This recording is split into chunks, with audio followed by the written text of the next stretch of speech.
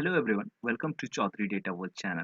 Today I am here with a new topic that is DAG in Spark, that what it is and how it is helpful in optimization and how it works actually on whole Spark application. If suppose we are having some task to perform and how that task is getting taken and then DAG is created and what all about DAG is, we are going to watch in this particular video.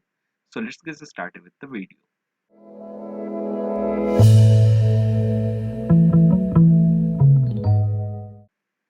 The DAG is an acronym of directed acyclic graph. Now the question comes that what is directed and then what is acyclic graph. Hopefully it is clear to you that it might be having some of the vertices and this is something like that. That's why it is called as graph. So this is a graph of nothing but you can see that represents RDD. We are having two things into this particular graph, that as vertices and indices, which is having a vertices representation. It is representing RDD. Edges is representing the operation to be applied on RDD. That means when you call an action, the DAG submits to the DAG scheduler, which further splits the graph into the stages of task. So that's it. It's a graphical representation of whatever transformation and action you are applying on your whole data set. That is transformed into, you may say that it is created in the form of graphical representation, which is called as DAG. Now what is directed here?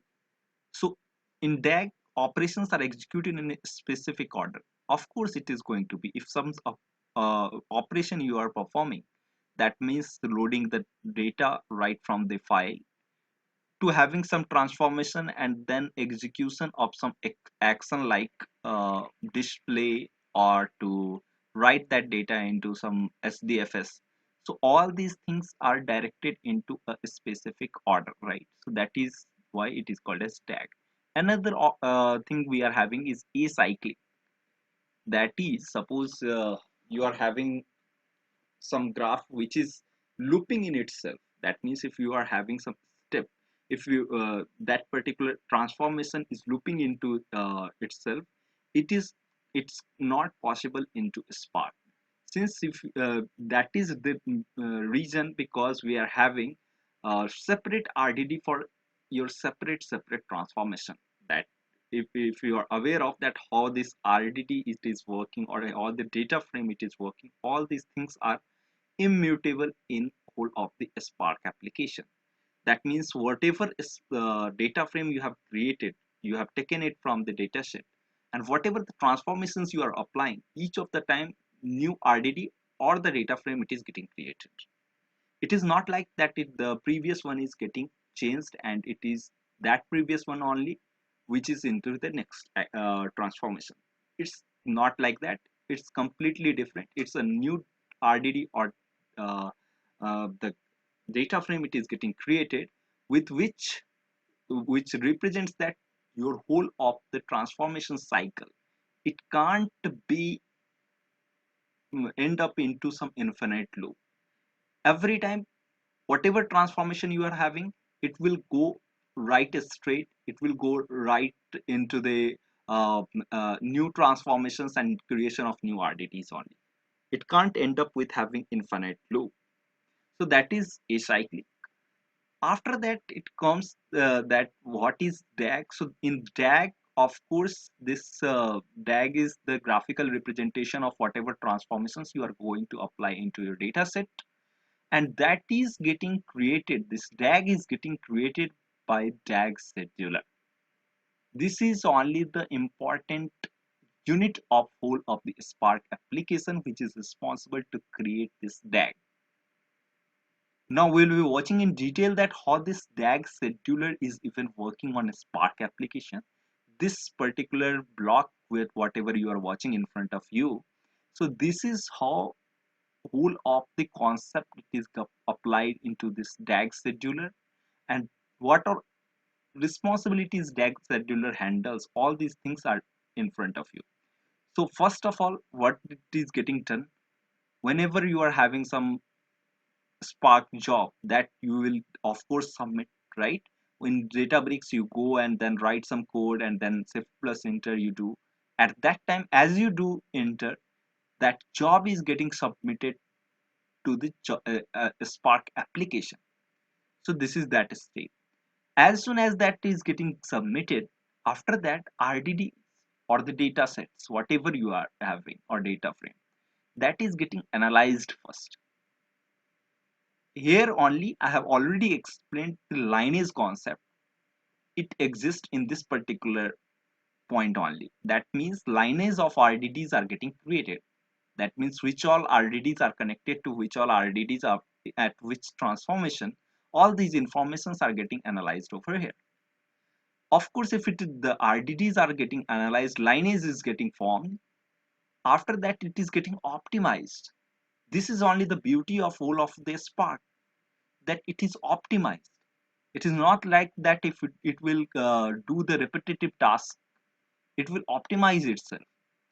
And once that optimized DAG is created, that is then divided by this DAG scheduler. That whole DAG is getting divided into stages of tasks. Now here the most important concept is coming, that what is the stages of tasks. So if suppose you are having various set of tasks that DAG is creating a optimized solution or optimized transformations for whatever transformations you have submitted for. For that it has created an optimized solution. So that optimized solution is must be ending up with some having different tasks. Suppose if you want to apply group by on some particular data set, that means you are first applying filter on it.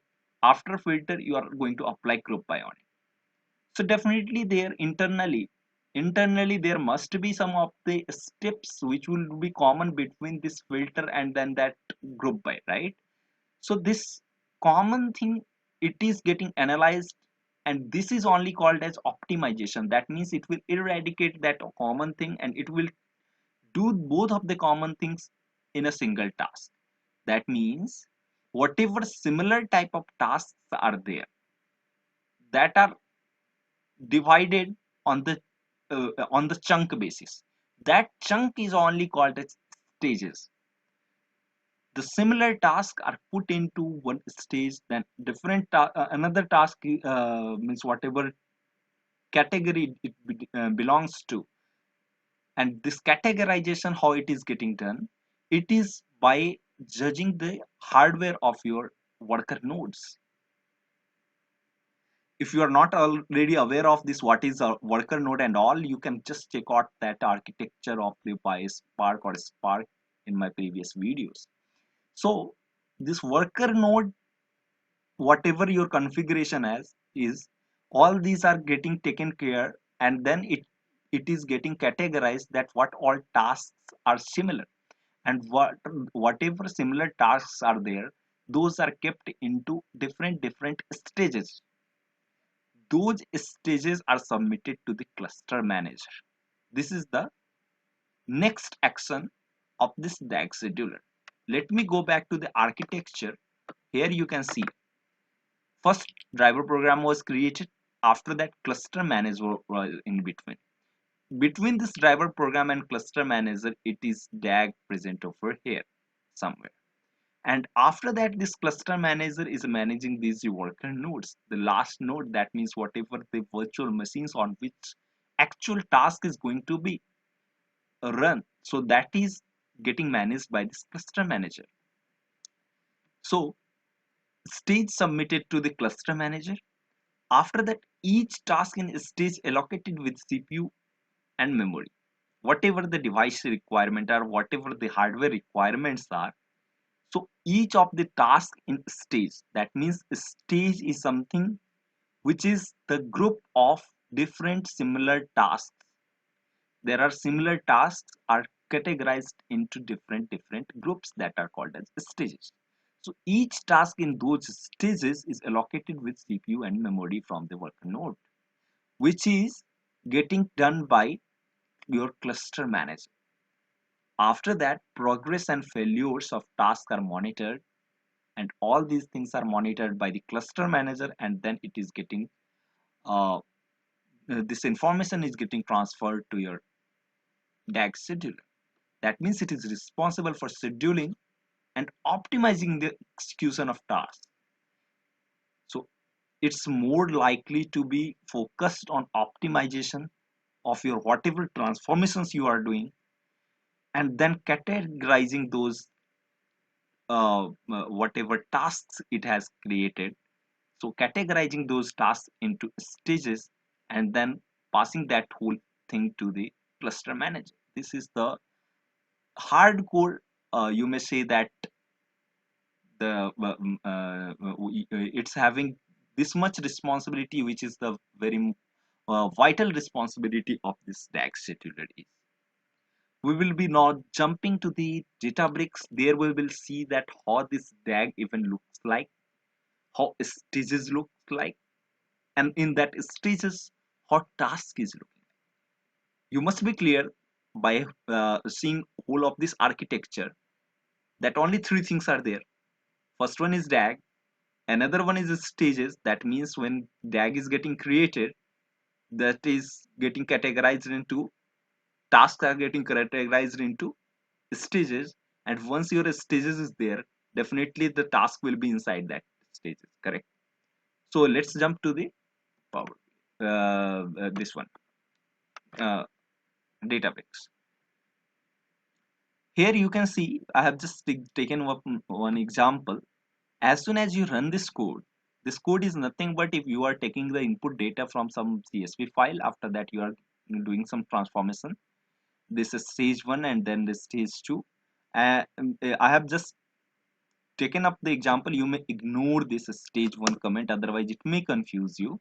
So I have done just two transformations over here, you may say, and then after that there is one another action we have called over here. So all these things are getting done into 6 different jobs, you may see.